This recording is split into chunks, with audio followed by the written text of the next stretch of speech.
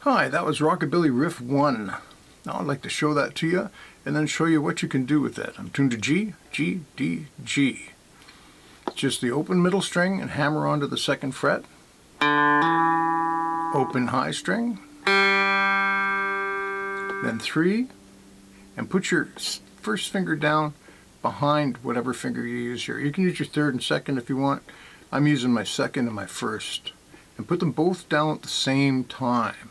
So you can pull off from the 3 to the 2, and then from the 2 to 0, and then 1st finger here. Those are the fingers I use in 1st position.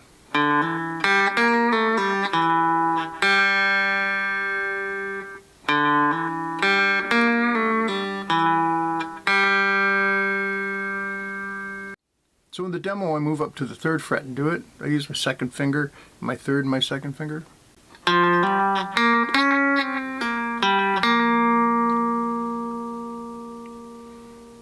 And I do the same thing on the 5th fret. Looks like a stretch, but your hand sort of just lies there, so it's not really that bad. And for playing lead, it's kind of cool. We're going to change the fingering a little later on because we're going to do something different. But it's good to strengthen these 3 fingers for playing lead. But you can also just use your little finger, which we're going to do later. And then I ended it with the 12th and a little 3-0. So now I'd like to show you how to fit it into a groove. Take a basic boogie thing and then play the lick.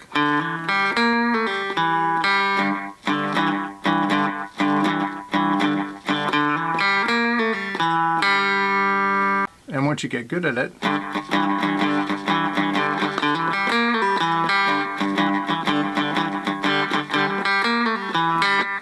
like that. So you have something useful that you can throw in. And if you want to do it in the other positions, which is a great idea, you do the same thing, but now you might want to work on using your little finger. You can do it like this.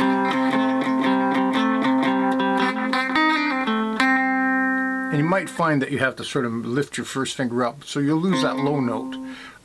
I like to sort of fit it in while I hold the low note.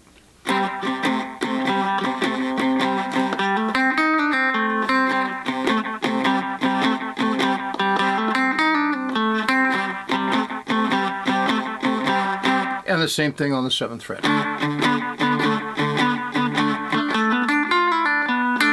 That's what I meant by it being useful and movable. The other thing you can do with it is once you master a lick like that and learn to work it in, and you don't have to work it in where I work it in, you can work it in wherever it feels comfortable for you. I mean, it can be anything that you like.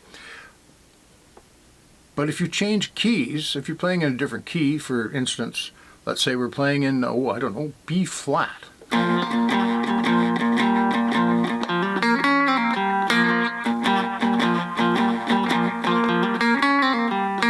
You now have a little boogie-woogie riff that you can throw in and then move up to the 4 chord of B flat.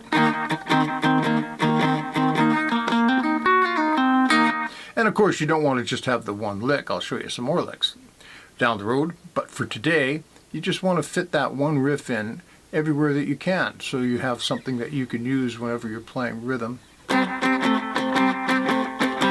And it's also a great way to start a lead if someone else is playing.